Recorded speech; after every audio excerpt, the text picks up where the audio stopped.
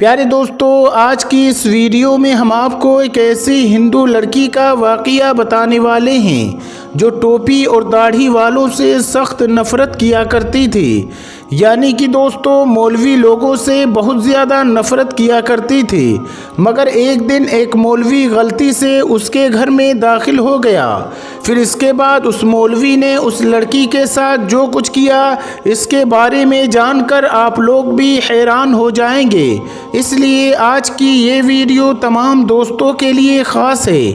आप चाहे हिंदू हो या मुसलमान, आप इस वीडियो को आखिर तक ज़रूर देखिएगा। और अगर आपको ये वीडियो अच्छा लगे तो वीडियो को अपने दोस्तों में भी शेयर ज़रूर कर दीजिएगा ताकि तमाम लोगों के पास में ये वीडियो पहुंच जाए। तो चलिए दोस्तों, शुरू करते हैं। प्यारे दोस्तों, एक बार लखनऊ की सड़क पर एक हिंदू लड़की खड़ी हुई थी। दरअसल वो किसी ऑटो वाले का इंतज़ार कर रही थी क्योंकि उसको अपने घर जाना था। अचानक उसे एक ऑटो वाला आता दिखाई दिया। उसने उसके आगे हाथ दिया और उसको रोक लिया। ऑटो वाले ने कहा, जी मैडम, कहाँ पर जाना है? लड़की ने देखा कि वो ऑटो वाला एक मुस्लिम है। उसके सर पर टोपी है और चेहरे पर दाढ़ी है। उसने ऑटो वाले को एक मौलवी समझकर अपने दिल ही दिल में कहा कि मैं इसको कह दूं कि आप यहाँ से चले जाएं, मुझे कहीं पर नहीं जाना है। मगर उसका ऑफिस एक सुनसान जगह पर होने की वजह से ऑटो वाले उधर से कम ही गुजरते थे।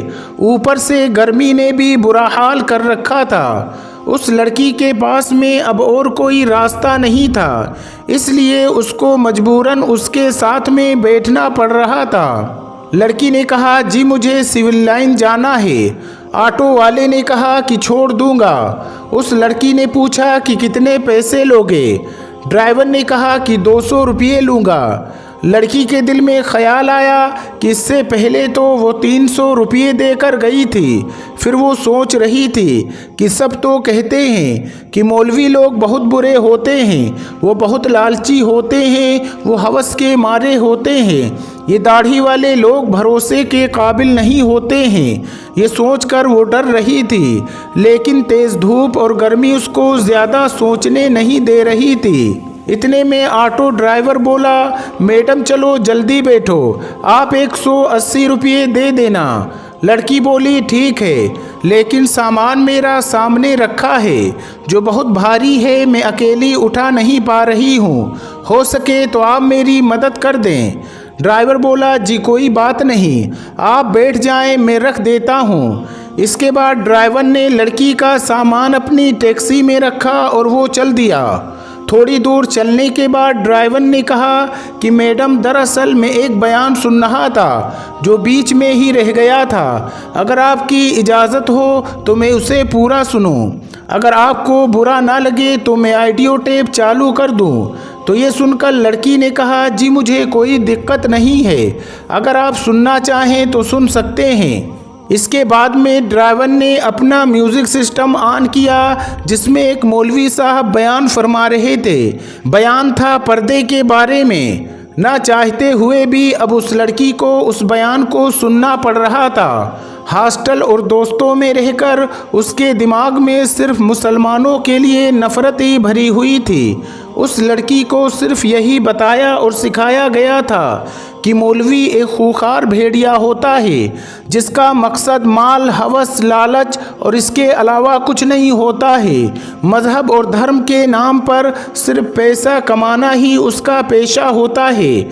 मगर अब ये लड़की एक मुस्लिम के ऑटो में बैठी हुई थी और ना चाहते हुए भी एक मौलवी का बयान सुन रही थी। और उस बयान में एक मौलवी साहब एक ज़ोरदार आवाज़ में गरज रहे थे और कह रहे थे कि पर्दा अल्लाह ताला का हुक्म है। पर्दा एक औरत के जिस्म का मुहाफिज है। उसको चेहरे से लेकर जिस्म के हर हिस्से, हाथ पैर को ढककर उसको हज़ारों की भीड़ में भी महफूज होने का यकीन दिलाता है।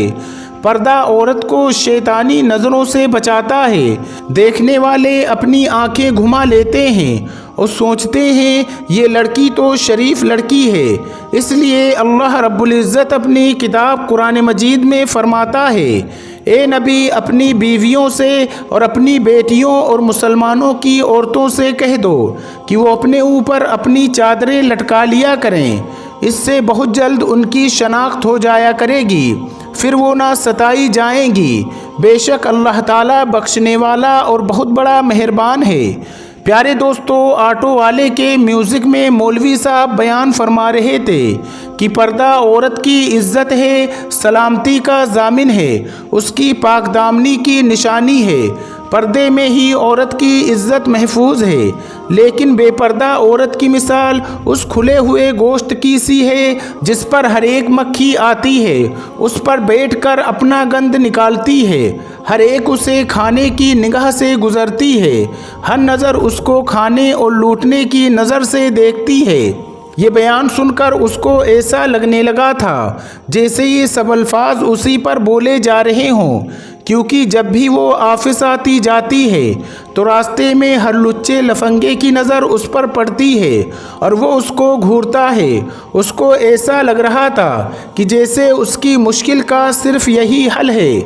इतने में उसकी बताई हुई गली में टैक्सी पहुंच चुकी थी और उसके घर के आगे जाकर ड्राइवर रुक चुका था और वो लड़की ऑटो से नीचे उतरी और कहने लगी, प्लीज़ आप मेरा सामान बाहर रख दें। इसके बाद उस लड़की ने अपनी अम्मी को फ़ोन किया और कहने लगी, अम्मी ज़रा सनी को नीचे भेज दो, मेरे साथ में थोड़ा सामान है, उसमें वज़न ज़्यादा है, उसे मैं अकेली ऊपर लेकर नहीं आ सकती हूँ। तो माँ ने जवाब दिया कि बेटा सनी तो घर पर नहीं है। ये सुनकर ऑटो ड्राइवर बोला, मैडम चलो कोई बात नहीं, चलो मैं आपका सामान ऊपर रख कर आ जाता हूँ।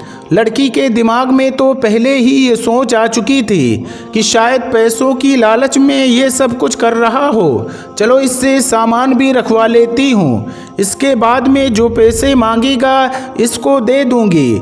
लड़की बोली, ठीक है आप ही रख दीजिए। इसके बाद उस ड्राइवर ने उस लड़की का सामान उठाया और सबसे ऊपर मंजिल पर लड़की के कहने पर उसके कमरे में रख दिया। इसके बाद उस लड़की ने 300 रुपये निकाले और उस ऑटो वाले को देने लगी। ये देखकर ड्राइवर बोला, मैडम ये 300 रुपये किस बात के?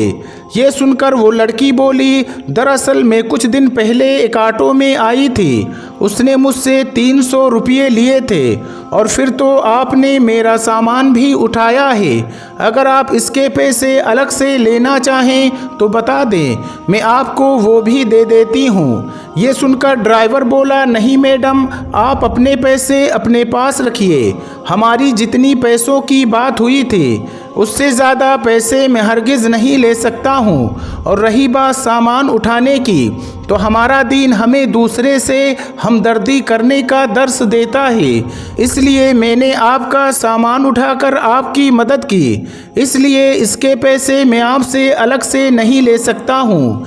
ये कहकर ऑटो ड्राइवर जाने लगा तो उस लड़की के मुंह से निकल गया, क्या आप एक मौलवी हो? ड्राइवर मुस्कुराया और कहने लगा, मुमकिन है मौलवी के बारे में आपको गलत जानकारियां दी गई हों, आपको मुस्लिमों के बारे में गलत गाइड किया गया हो।